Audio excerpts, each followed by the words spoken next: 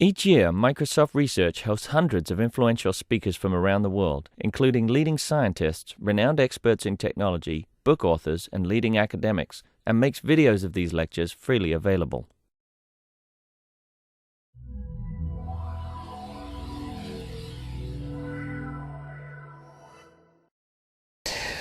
Today I'm going to present a very high-level view of the kind of work we do and the kind of vision that is behind the work we do in privacy technology. Now, I was told that, and I have seen the previous tutorials we have here in the lab, that we try to keep them accessible to everybody around. And for this reason, privacy is actually a particularly easy subject to tackle because we all have feelings about it. It is something that most people would feel strongly one way or the other about. Other people will come down on the side that privacy doesn't really matter and they will argue very vigorously about it, or they will come down on the side that privacy really matters and they will argue very vigorously about that point. So I'm going to talk a little bit about perceptions of privacy and how they have evolved over the last 10 years, let's say, in the media, but also how the reality of surveillance has evolved in the last 10 years, at least from what we know from the media and from other research. But then I will dive a little bit down beyond hearsay and the news, etc., into some important foundational questions of what we do. First of all, I would like to give a slightly more scientific take on the obvious question that everybody has in their mind: do people really care about privacy? Okay, because that's really the starting point for doing privacy anything. Like, is there such a thing as privacy, and in what way do people care or not, etc., etc.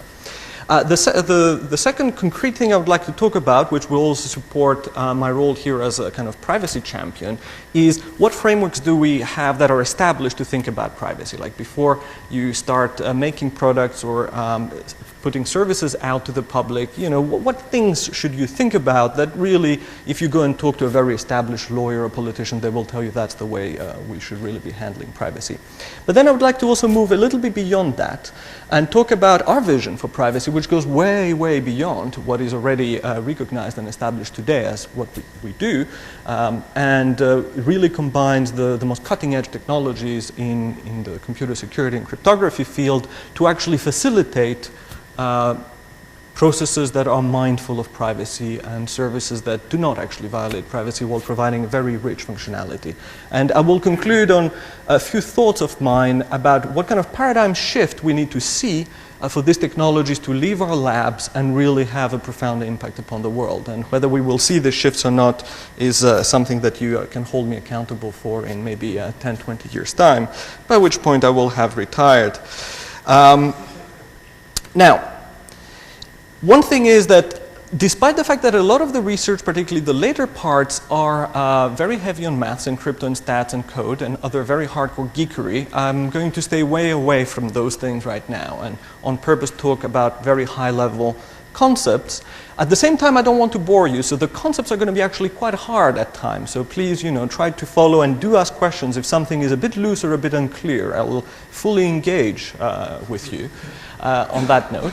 I also have references in the presentation that you can have later to the sources of all the maths and all the geekery, and please come and talk to me later if you want clarifications about any of the more technical aspects. Now, let's first start with perceptions. Let's first talk about how is privacy seen and how has that changed in the last 10 years. Now, I've been in the UK for maybe 15 years, and really, particularly with the events at the beginning of this century, with the terrorist attacks, and in the UK with the terrorist attacks in 2005, privacy was not really a very huge concern outside very small circles that somehow are specifically concerned about it, advocacy circles, etc., etc. But in around 2007, this changed a little bit, and the way it changed is that the media started increasingly reporting government departments losing data, usually in the post, to be fair with you. They would, as part of their normal processes of auditing, just write a DVD, send it off, and the DVD would be lost in the post, and somehow that ended up in the newspapers, which before that I wouldn't have thought was particularly newsworthy. Multiple incidents like this kept creeping up. It was not just a one-off that died off. It turned out that department after department after department started reporting these incidents, and basically the perceptions in the media kind of snowballed into thinking that this is kind of a constant state of affairs, that data is being given to the government and then just mishandled and lost in the most silly way possible as well. Now, of course, the government provided a rather confused response to that, not a very technological response, mostly a political response, which I'm not particularly going to go into, but there is one component of it that is quite interesting to us. They were very rushed to say that, look, we're handling this personal data, and yes, sure, we're losing it. That's fair game. It's true we're losing it, but we are actually handling them for an important purpose, like auditing the work of departments is very important, right? So basically the underlying assumption there was, and the message was, well, cut us some slack, basically. You know, we're trying to do this job, and we're doing it as much, as well as we can, and yeah, sure, we're losing some data every so often, but it's really important that we do this job, so, you know, you have to some extent to put up with these risks. Yeah, I mean, that's really the message coming out of this. So it really gave, I think, a perception of very low quality of engineering, first of all, and technology, and also a very low quality of processes that, you know, allow this situation to occur again and again and again. And privacy, as I said before, is a very emotive field, and I think as this story started appearing more and more in the media, you know, different kind of feelings appeared towards the government handling of the situation. I mean, amateurism is something that probably will creep up in all our minds as technologists. You know, people perceive this as a failure of the duty of care that the data handler had.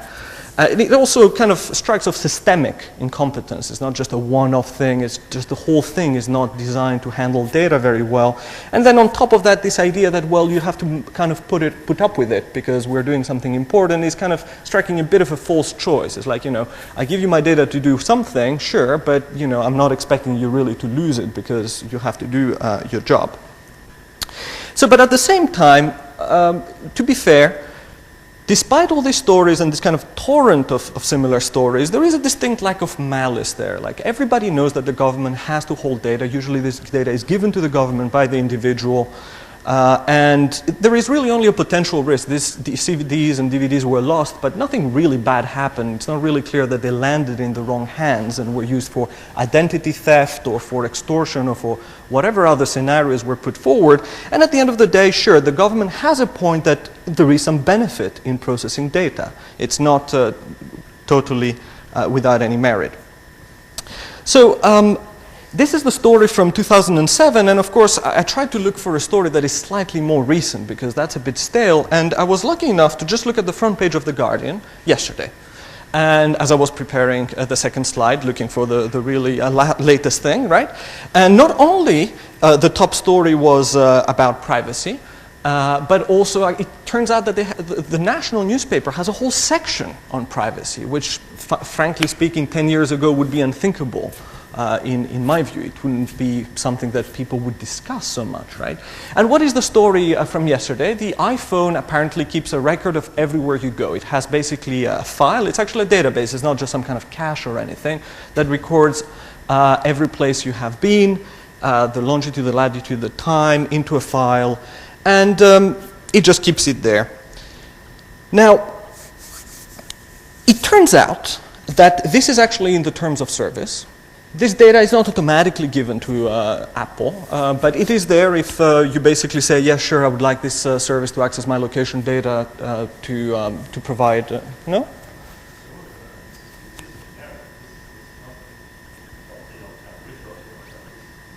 Right. So maybe I'm not totally up to date with exactly all the details. Maybe you have been attached to your news feed more as I was writing this presentation. So, but as I understand it, Right. It is in the terms of service. Like, in the face of it, it's pretty much legit. It's just something that was there that users did not expect.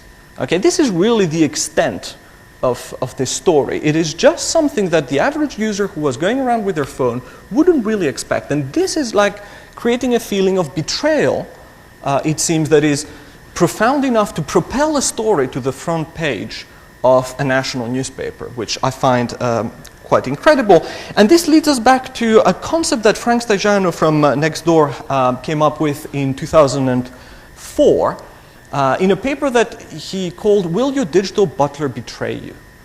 The idea is that as we live in a technologically rich world, we come to see our devices as an extension of our will, an extension of our agency, an extension of ourself.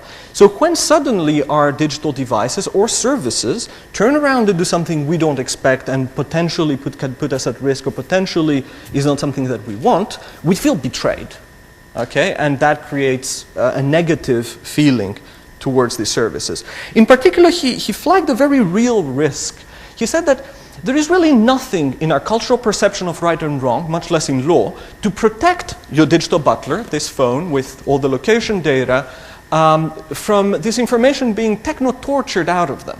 So if someone basically takes this phone and, just plugs it into a computer and reads the file, it's not anything wrong, right? I mean, it's not like, going to someone and coercing them to betray someone else's trust. It's just one of these things that would happen, okay? And you would think that this is, again, just a potential risk and a potential story, and very much the story broke out yesterday, and there is no specific negative event that has happened as a result. But at this very same time, actually 3 days ago, there was this article on Slashdot that talked about how the state police in Michigan has actually a device, and they use this device every time they stop people from minor traffic offenses to actually suck the data out of the mobile phones. It's not quite clear how much they take out as a matter of routine. It's not quite clear if they're using it to the full potential. And it's not quite clear what the legality or illegality of this is, but this is a state of play. So we suddenly see that these perceptions of betrayal and ill-feeling that are quite abstract, as time progresses, take more and more concrete forms of very concrete risks that people may perceive vis-a-vis, for example, the state or other entities. Another example is your laptop and border controls. The US and the UK have actually been looking through hard disks of laptops to find all sorts of things, from pornography to terrorism-related documents. And another issue that is not anymore just about devices is that some employers are now starting to ask for social networking credentials as part of your clearance process, right? This is really confounding two spaces, one that is your professional world and one that is more thought as your social world. Now, to be fair, these things are corrected quite quickly, right? And the Department of Corrections, I think, backed off quite quickly when this became an issue. But we went from just a general feeling of malaise, of incompetence, to a general feeling of, I'm a bit worried about potential violations, to of potential betrayal, to a feeling that, oh my God, maybe violations are happening as we speak. Now, of course, it is easy to say in all these cases, well, they are happening within a context where the rule of law is strong, and therefore any violations that may even happen will be redressed very quickly, as in the case of the correctional facilities asking for people's login details. But if we look into jurisdictions where the rule of law is a little bit more loose, particularly last January in Tunisia, where they were, I think, in the middle of a full-blown, what we could call revolution, the actual potential for privacy violation and the actual reality of privacy violation that doesn't quite make it as this kind of torrent of information in the news is kind of raised even more. So what happened in Tunisia, which is very interesting for all of us who release services, the government, through the internet service provider that belongs to the government, basically ran phishing attacks on the users of social networking sites as well as internet email sites. I think in particular it was Gmail, Yahoo, and Facebook. So as the connection would go through the national ISP that gives connectivity to the outside world, JavaScript would be injected into the page to grab the credentials for authentication and give them back to the government. That was then using them to log into people's profiles, close them up, open up, whatever, do surveillance. And this happened basically throughout weeks and forced all these major providers to start using stronger privacy technologies that have been available to some extent for the last 15 years in the form of SSL to do authentication, but also to protect the whole session and to make sure that you're talking to the right party. So, of course, all these services were developed by people who are well-meaning that did what is seemingly a rational decision, and to say that our government would never mount such a tax. But of course, when they thought of their government, most of them thought of the United States. And to some extent, they are right that their government might not be mounting those attacks, but they didn't quite think that their customer base is not just under that government, but is actually a global customer base, including in places where the rule of law is not in the same place as what they expected in the United States or wherever they were developing this.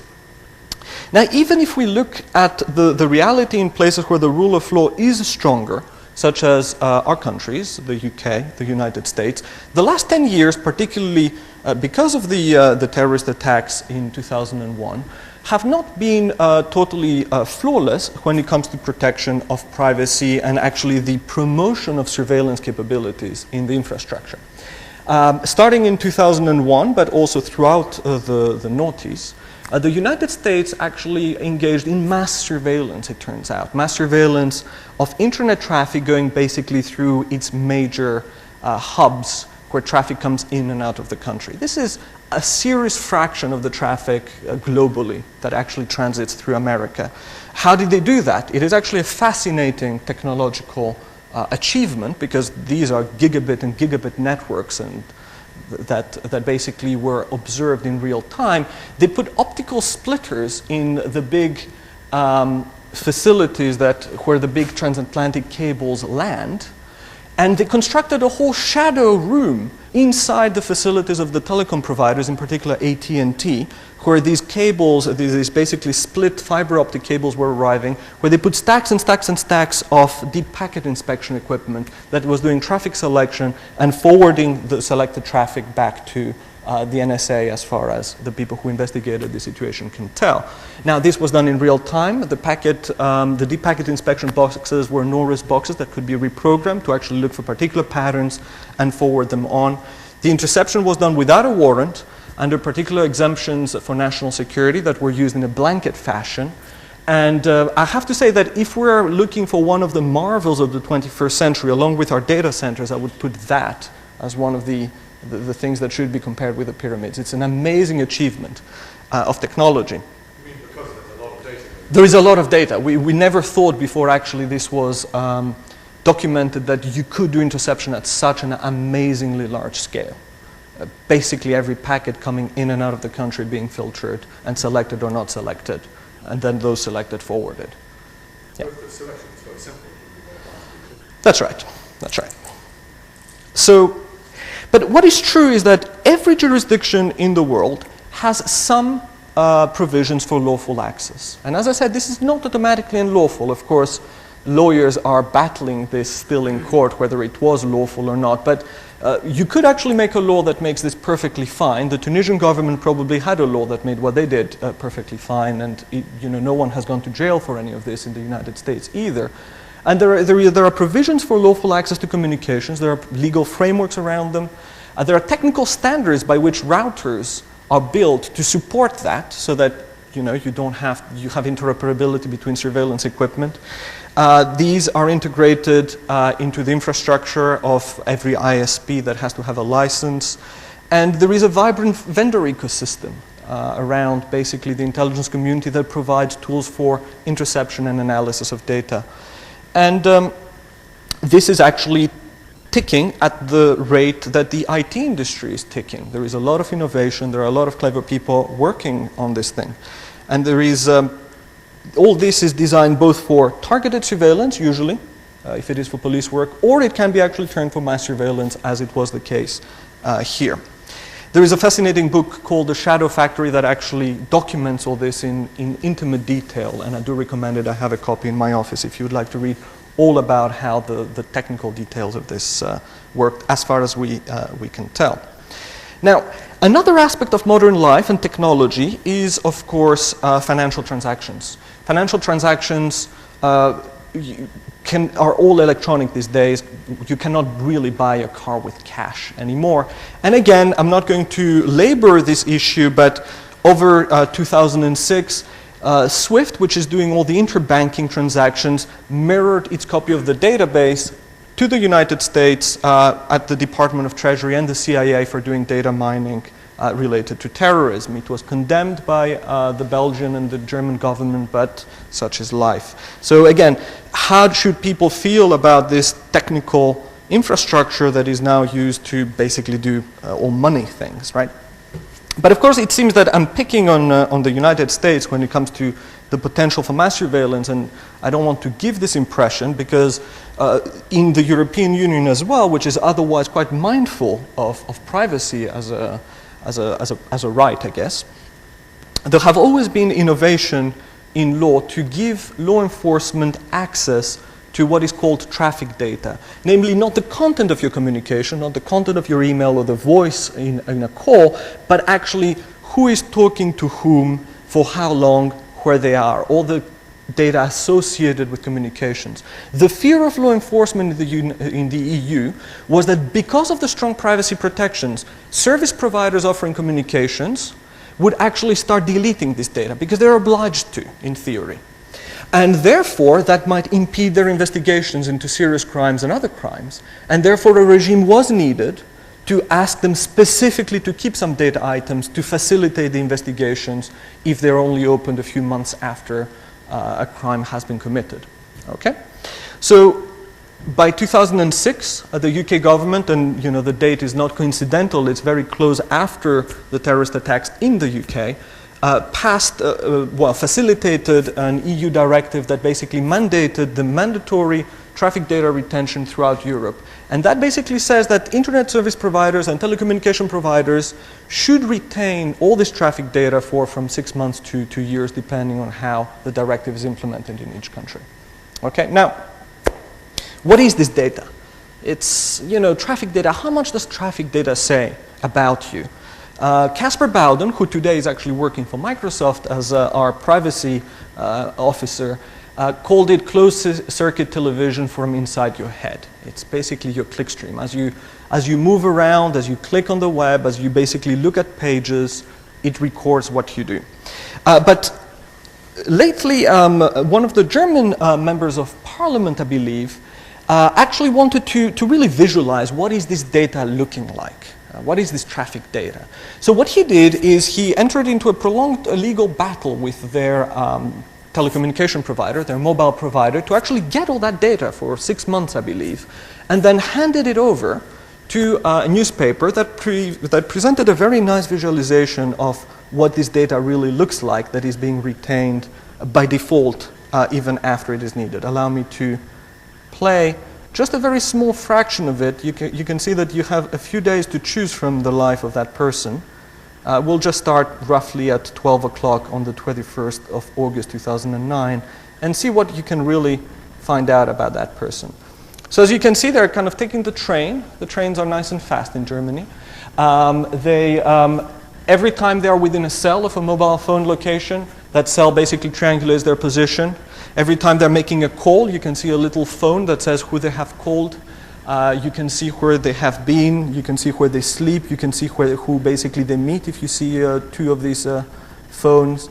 It is pretty granular. When the directive was passed, of course, we only had 2G technology, so the cells were rather large, and it was a bit, very fine, not so very fine-grained. These days, because we all use 3G phones, the actual information that is available about every single one of us that has a phone that is stored for a year or so is pretty granular, and it actually moves so fast that Google Maps can't really handle it sometimes. So we're talking here, and this is why I have shifted from perceptions, where there is a big scandal because somehow your iPhone stores a file of locations, to the reality of it, which is actually quite grave, because not only your iPhone stores that data, but it is actually available to your service provider in real time, whether it is recorded on the phone or not, and whether you have consented or not. And it is actually retained for about 2 years, I think, in the UK, or a year and a half. If Robert Hayes was here, he would be able to tell us.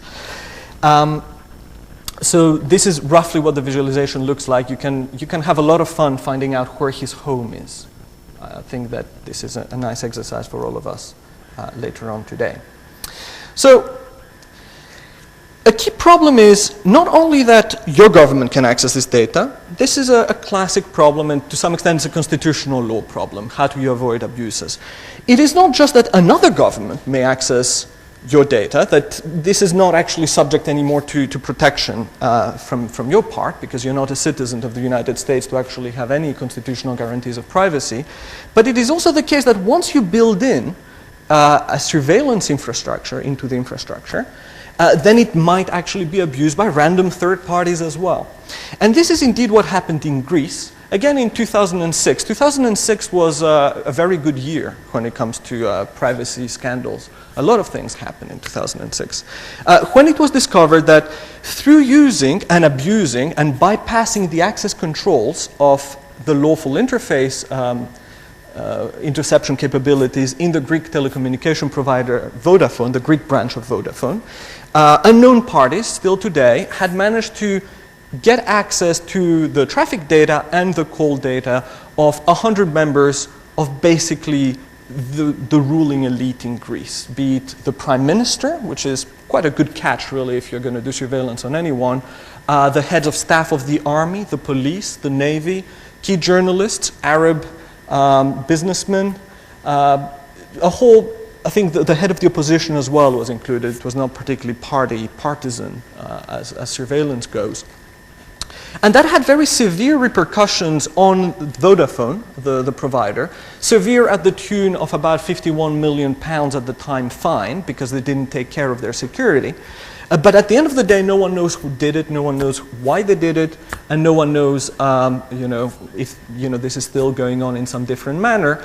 But what is known is that the mechanism by which this was achieved was by simply bypassing the access controls in the infrastructure that was already built to do surveillance. And once basically people had the codes to get in, they just configured the system to just listen in to the calls.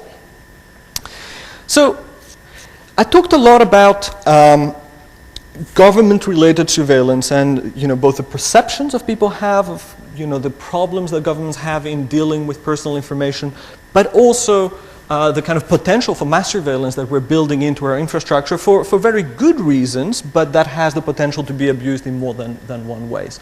These days, lots of people talk about the data that is available in private hands, the data that is in our data centers, in Google's hands, in Facebook's hand, etc., etc., etc.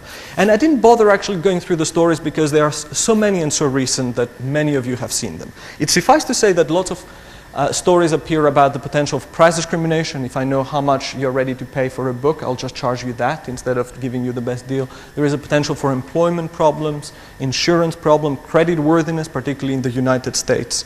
But of course, there is also the interaction between private entities, and we have seen the examples of Vodafone, the examples of Apple, and how they deal with the latest story, with government access. And sadly, there is a rather unsophisticated message being given from the very top, the leadership, which should be a technical leadership of very large technical companies, about this situation. This is actually a statement by Eric Schmidt, who at the time was Google's CEO, saying that basically if you are doing something that you don't want others to find out, maybe you shouldn't be doing it. That's the first kind of opening salvo of his quote. And then he says, well, you should assume that any information we have, basically the government could have. And by the government, they actually mean the US government, again. They don't go as far as thinking the Chinese government, who later that year actually did ask them for some data, and they decided as a result to basically fold their operations in China. Why is that? Because they designed their system under that assumption, that it's okay to have all this data, and well, it's a fact of life that when we're asked for it, in whichever jurisdiction it turned up, which I don't think is what they were thinking at the time they were designing the systems, we will have to give them out. So one interesting thing to think about is, how should the Greek prime minister feel about that statement? Like, should he be stopping doing what he's doing, like external policy and setting the government's policies with the amount of confidentiality this requires? Is he doing something wrong, and this is why he needs confidentiality? I don't think so. But of course, the Greek prime minister is a bit of an extreme example.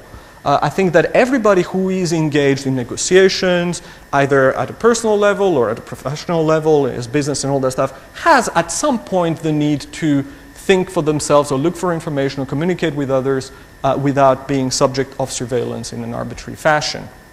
So what about the CEO of Airbus? Do they feel comfortable, in this particular case, the US government, because we're talking again about Google, to have access to their traffic data or other data or search data when they're a direct competitor of Boeing? And how, of course, is this attitude and this message that we have been giving as an industry from the very top now interfering with our ability to sell things like the cloud? When we tell people, trust us, because we will store your data and everything is going to be fine, and then our customers just spend some time in a search engine and find these statements that basically don't play very well with this messaging that now we're trying to give away. Is this something that you can have a market-driven solution to? So you might have a competitor in Google that says, well, we'll keep your data private, but we'll cost a bit more. That is a very good question. So because let's... it probably does cost Indeed, indeed. So and you might not wish in the next two slides... on everybody in order to get the benefits. In the next two slides, I will start discussing exactly that. What about paying a little bit more for privacy? Yeah. Could we solve the problem like this? And I have some data, and then maybe you can ask exactly the same question after that so that it's motivated by what we have seen. So what we have seen so far is a bit of hearsay. You know, journalists are journalists. They try to find what's exciting. They try to second guess what's exciting. But what has been exciting to them is more and more privacy, even though actually what they're digging out to put on the front pages is not even the tip of the iceberg of the amount of surveillance that actually happens in the infrastructure. And it's not clear to me why exactly they're so excited about the Apple story rather than, for example, the story that we saw before where all the traffic data is retained, even not just on your iPhone, but anywhere else. So the perceptions are a bit bad. The reality is also pretty bad. And the question is now, do people care? And I think this comes down to some extent Simon's question, because do people care has many components to it. First of all, are people feeling emotionally involved in this issue of privacy and technology? Okay, and we've talked already about this feeling of betrayal that is really key, I think, in our relationship with anything. But what is more important for us as a technology company is, would people pay for it? Okay, would people care enough that if Microsoft spends $1 million developing a privacy-friendly version of search or of the iPhone, would people, as a collective body of customers, pay $1 million or more to actually buy that? And would we compete on that basis with the iPhone, right? Because if people care enough to prefer a privacy-friendly option or to switch to a privacy-friendly option, that's good news for us, because we have great researchers in privacy and we can compete like that, yeah? So do they care?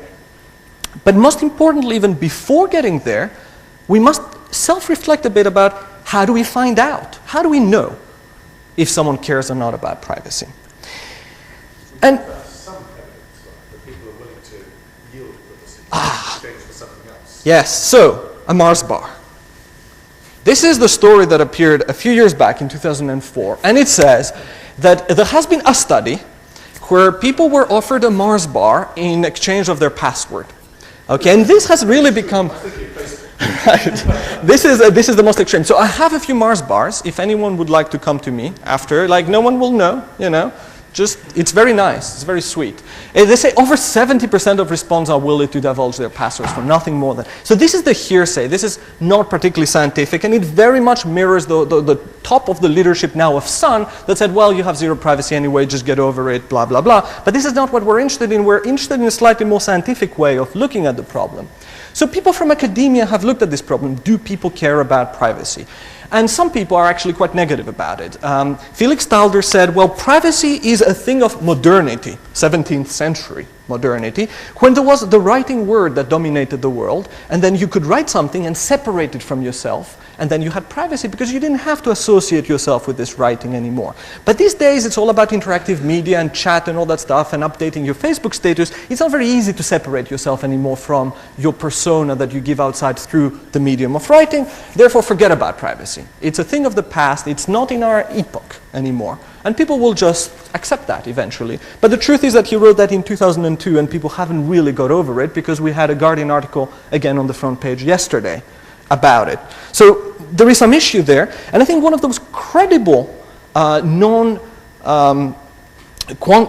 quantitative studies about people's perception of privacy and the use of services such as Facebook is actually by a Microsoft researcher, Dana Boyd, who looked at how teenagers, who are very often stigmatized as not being very privacy conscious, actually use online services and what is their relationship to these online services and privacy. And she has a whole PhD thesis worth of this. I'll just take one highlight. She basically says that teenagers were stopped and prevented from going out in the streets because of this craze that the streets are not particularly safe, and therefore, ended up on the internet and MySpace because this was the only place they could actually meet each other.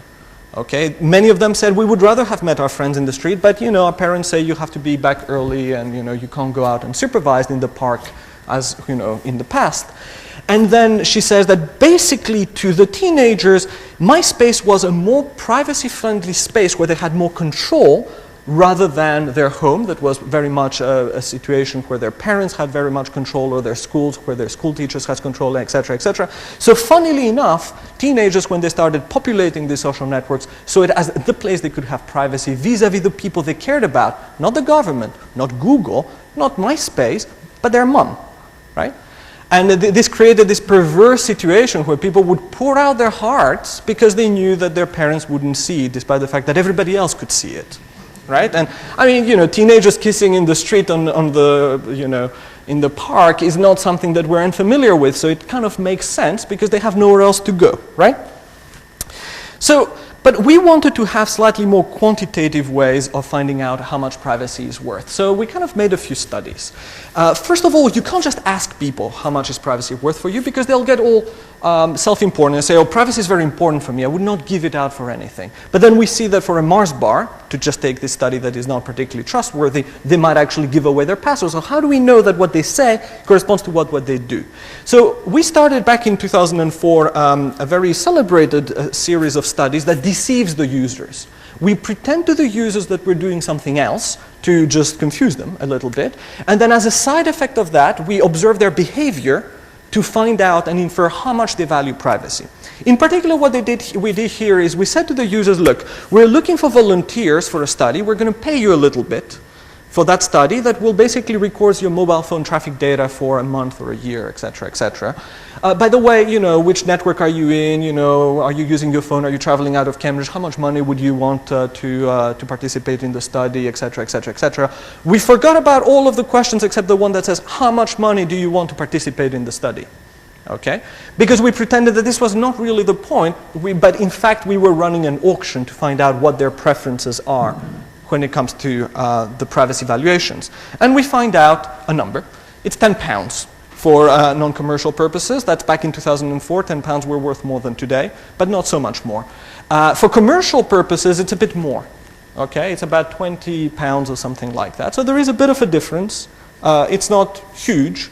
And you can see that the variance is quite huge. I mean, there are lots of people who said zero. There are lots of people who said much less, and some people who said a bit more, particularly for the commercial.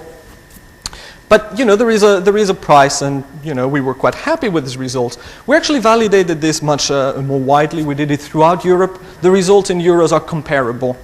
Again, for commercial and non-commercial, comparable. And one funny thing is that the Greek population was insane. They were asking for a lot of money to give us a month of data. Look at that. Everybody is like less than 100 euros, like definitely less than 100 euros for the median. The Greeks, we can't even see the median. The median Greek user asked for more than 1,000 euros for a month of traffic data. Now that is crazy, yeah, because they're all going around with their mobile phones, giving all that data away to their service providers. So who did you say you were? We said we are a university in Greece. We were actually working with partners at the university in Greece. We didn't lie about that. Yeah, no. We said it was, no. If I do that as part of Microsoft, they will ask me for $1 million, of course. Yes. I understand what you're saying. So, and check out the dates, basically. This study was done in 2006, which, if you remember, was exactly a few months after the interception scandal in Greece. So we happened to ask people, how would you feel about giving your data, when they had been reading every single day about what this data means, how people were under surveillance, what repercussions that has. Okay? So they were totally primed to say, I will never give my data. Okay, 1,000 euros. There is another little subtle paradox or insight here, that basically 1 month of data versus 12 months of data is not a linear relationship. 12 months of data is not 12 times 1 month. And we wondered, is that people being a bit irrational about their privacy? Or is there some other explanation? Okay, why is it that they undervalue a year or overvalue a month? And why is it that it's not a linear relationship? We'll come back to that. So Alessandro Acquisti took a lot of this research and continued looking at this problem, and first of all found out that there are weird effects when you ask people about their privacy, even if you do it in a sly manner, even if you lie to people. It's pretty difficult to do well. So he devised this experiment. He said, let's give a subject, a set of subjects, either a $10 anonymous voucher for books, let's say, or a $12 traceable voucher. This was as a payment for another decoy experiment. They did some experiment, they made people press buttons like monkeys. They didn't really care at all what they did. They only cared about the payment at the end, yeah? Okay. And then you ask them at the end whether they would switch. Okay, now in theory, this is equivalent to just asking people, which one would you rather pick? Would you pick the 10 one that is anonymous or the 12 one that is actually traceable? A classical economic rational behavior would say these two should be equivalent. But what they found is that this was not the case. If you give basically someone the anonymous card, they keep it with probability 52%. But if you give them the non-anonymous card first, they would only switch it 10% of the time. Okay? So basically, you're kind of like accepting what you got, and you get a little bit, you know, you're like, yeah, whatever, you know, no, I don't want to switch, I'll just keep that, it's fine enough. You appreciate more what you have, and you feel, you know, that giving it away costs you more than, you know, taking it on, or whatever. Okay, so basically, when you ask users what do you want, it really makes a difference, you know, how you have primed them and how you have framed the problem. If you have framed it, this is how it is, would you like to change it, versus what would you like or what you have put first and second, actually will make a huge difference. It's not just a tiny little difference that is just about statistically significant, it's an enormous difference in their answer. And as a result, if you just rely on revealed preferences of users to find out what they think, you're kind of lost, because they're just going to tell you whatever they get from the context. They're not really going to tell you something that is very interesting.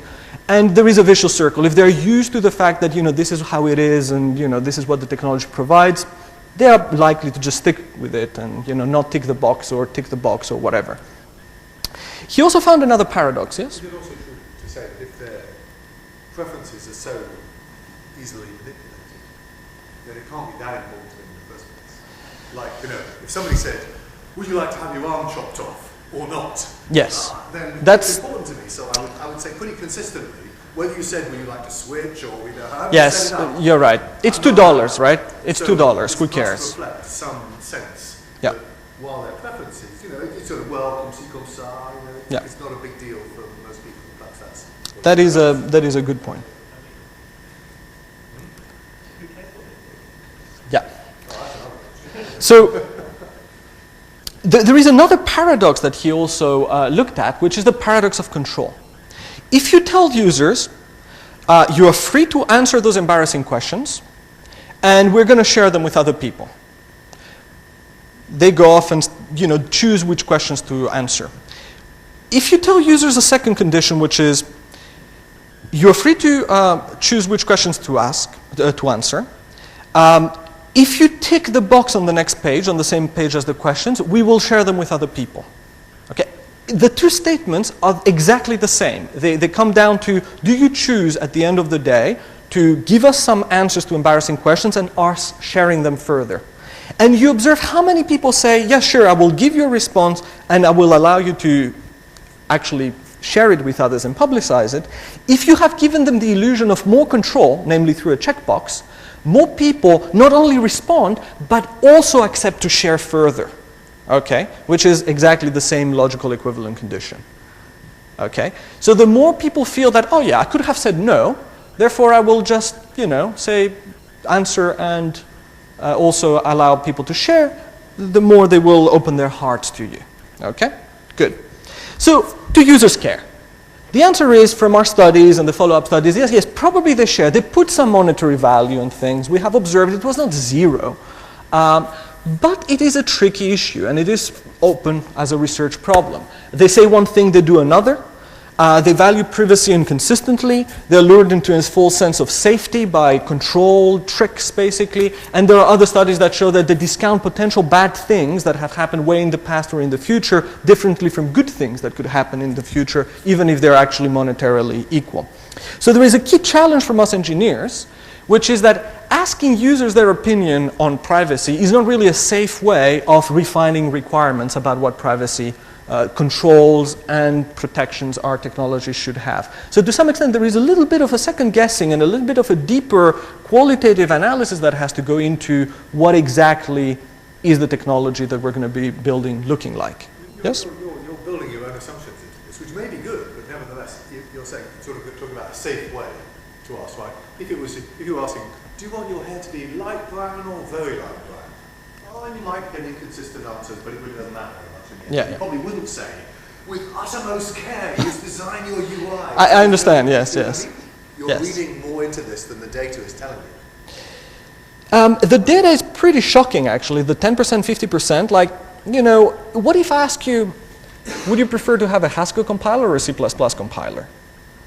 You know, you would have an answer to that, and, you know, people would have an answer to that. And then I change the question to, would you rather have a C++, if, you know, I give half the people a C++ compiler and the other half a Haskell compiler and ask them to switch, and then at random, and the two groups come up with totally different answers from when asked to start with. Like, you're right that the effect is very small, like the $2 is very small, but then you expect people to just go randomly as well on the second condition, right? Yeah, maybe they're like, okay, I'm done and I'm taking my voucher and go. So that's a good way of refining the things. Now, the key problem is that our industry is increasingly relying on this kind of like self-reporting. Ask 100 users and collate the results. First of all, I mean, the priming starts, you know, with using a model, I guess, instead of me on the cover of this research. But they just basically go around. Fujitsu did this study about personal data in the cloud, and they say, would you feel that using personal data for traffic management is, you know, okay, or for other things? And basically the answers you get out of that are random. I spend like about a day thinking, why are people thinking this? Like, everybody goes to Amazon and does personalized shopping. Every time you register, you're given some recommendations. Everybody likes it. Why do they say that the dangers outweigh the benefits? Like, this is a day-to-day occurrence. In comparison with traffic management, which involves basically someone knowing your location of your car all the time, that people are quite freaked out about. Why do people say that it's basically not that much of a problem? And it all depends, if you read the fine print, about how people were asked. And then you may make some theories about why the results basically make no sense with other studies and are all the time conflicting and contradictory. They also say that they want, you know, control, more control, which is going with all this. Now, so the question then is, okay, so if we assume that now methodologically users care a little bit about privacy, and now as a methodological assumption, I will say users care a little bit about privacy, how do we go about protecting privacy? And I will go quite fast about this. There are three key ways in which basically we can protect privacy that are interesting to us as researchers and we will look at. I will mostly focus on this one because it's the one you will have to take care of. The first one is industry self-regulation. This works well when industry and technology is very fast moving, but fundamentally, you know, that's that. After a while, you start needing a bit more regulation around. In the US, one thing that was very popular and still is data breach disclosure, and the second one in the EU is data protection. So in the US, they basically are using the power of embarrassment to do basically what Simon was suggesting, to let the market take care of privacy. If you hold private data and you lose it or you get hacked, a bit like the UK government did a while ago, then you have to tell your customers. And the idea is that the customers this way will respond to the signal through the market and choose the providers and punish the providers that did that and choose the providers that safekeep their data. Now, the problem with that is that it kind of rewards the wrong incentives. If you're really lousy and you never even detect the breaches, like all your computers are malware ridden, etc., etc., etc., then you will never actually find any breaches. You will never report those breaches. You're going to be a very upstanding privacy citizen. That's not very good. But they're trying to find ways around that as well. In the EU, we have opted for a setting of data protection where you basically have a data subject and a data controller that holds the data, and the data controller asks questions. This comes from the 80s, where the government was asking you questions in your census. What would you like to buy? And you say, I would like Pride and Prejudice. And now this information is really about you, and that is personal data.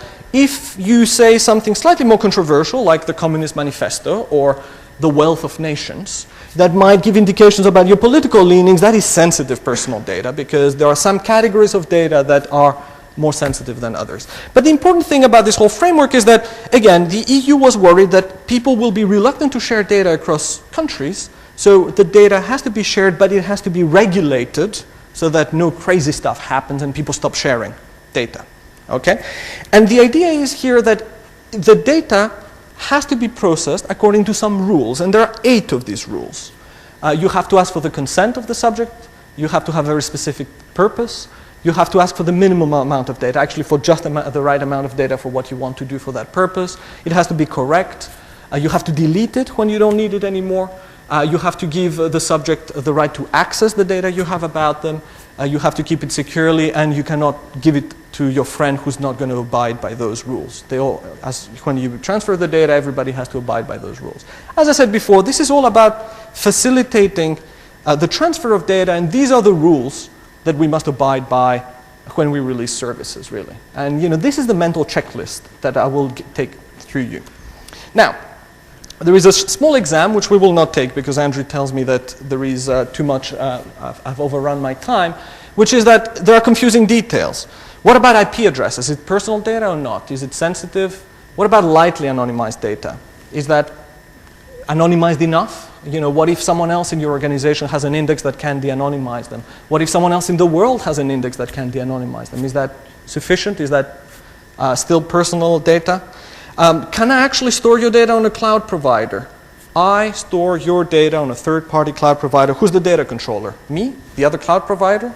What if it is encrypted under my key? Does that make a difference? If I encrypt the data and then store it on Facebook? What if it is encrypted under your key? Does that make a difference? The legislation is totally unclear. And finally, a kind of open-ended essay, which is how can you get meaningful consent when the only experience the user has about your service is through this opaque privacy policy, and they have no experience about what happens in your service, and the potential inferences that one can draw from the data. Okay? Because in the old days, they would say, what is your age? You would answer your age. That's very different from looking at the movies you're watching and then inferring something about your age. Most users are not comprehending that you can do that. So how could you have meaningful consent? So there are also other problems relating to the strength of mechanisms. So just to make a very long story short, and to conclude actually, because I want to allow everybody to have little nibbles, I think. Our vision is that we should move away from this mess. We should move away from building infrastructures that allow for surveillance in our systems. We should move away from this very legalistic way of just having checkboxes and privacy policies and just satisfy ourselves with that. We should instead build technologies that embed quite deeply privacy along with the rest of the functionality into them. Of course, we need to sort out the need for people to run their algorithms when they have online services. We also need to stop any abuse that currently we're using identity information and personal information in order to stop. And we have a set of mechanisms to do that, which I will skip and keep for another time because I don't want to steal too much time. But our vision is that we can do basically everything else we could do before without actually using personal data to the extent that we're using it today, either through basically hiding the identity of people or hiding what they're doing in the systems. And we have a whole team of people here working on this. And at the end of the day, there is no need to choose between functionality, security, or privacy. We have basically a menu of technologies like eCash, minimum disclosure credentials, certified computations, anonymous blacklisting, revocation mechanism if we have to revoke privacy, to achieve both functionality, security, and privacy. And SSH is one of the oldest examples of this and one of the most established. Just to leave my final slide here, this is basically our research vision. Our research vision is that basically you should have your privacy agent that does not betray you. You have feeds of data about you through your employment, your smart meters in your house, your home devices, your location, your bank, everything basically that produces data about you. All this information is stored in a secure way in the cloud, so you can access it everywhere, etc., etc. It only touches your devices in an unencrypted way. Your devices perform computations that are then used as part of the infrastructure wherever data, processed data is needed. And subject access, as required by data protection, is supported technologically by default because you can always get access to your data. You can sync and backup and use many different devices. You are empowered by having your mobile devices doing computations and choosing which computations to do and which policies to follow. And the data feeds are available as results rather than as raw data to anyone who needs these results to run their business, like shops and the government and insurance and utilities, etc. And yes, let's hope that your battle does not have to betray you in the future. Any questions? Well, can we